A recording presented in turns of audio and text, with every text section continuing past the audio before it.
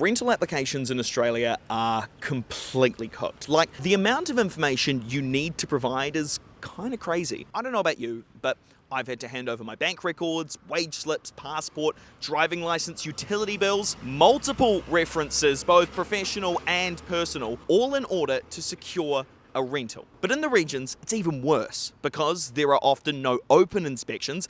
Tenants have to supply all this information just to view a property. The thing is, I don't really want randoms to know how many Sundays I'm feeling a little dusty and a chicken burger is being delivered to my door, or, what else I'm spending my money on. I get that tenancy contracts are worth a lot of money, tens of thousands of dollars a year, so it makes sense someone wants to know if I can follow through with payment. So, are landlords asking for a reasonable amount of information? We think that the information that is being asked for is not reasonable. It's far too invasive and it keeps growing. And so the reason that we're in the position that we're at is that there hasn't been any regulation of the kinds of thinking and thought processes that go into making the decision of who to rent to. That's Leo Patterson-Ross. He's the head of the Tenants Union in New South Wales. He says Australia's competitive rental market has led to companies building tenancy apps that collect extraordinary amounts of personal information, which is then made available to real estate agents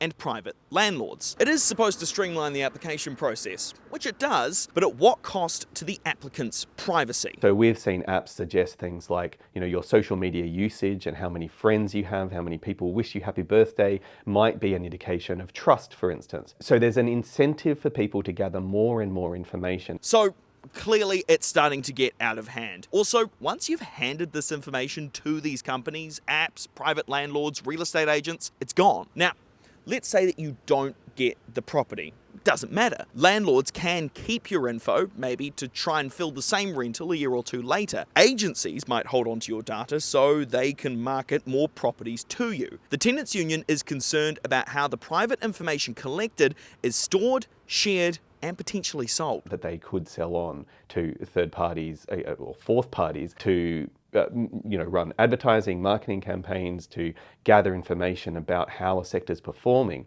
And so your usage data, even if it's not your personal data, is being used for all sorts of purposes, to set up new businesses, to think about new ways to make a buck out of renting. Not to mention if any of these databases get hacked. If hackers can break into telcos and banks, then what's to stop them gaining access to this staggering amount of our personal information? So, is there any hope? Maybe. The New South Wales government is set to introduce new laws to Parliament in coming weeks that will set a standard and regulate the application process. The devil will be in the detail though, and if they manage to get it right, it could set a roadmap for other states and territories to follow.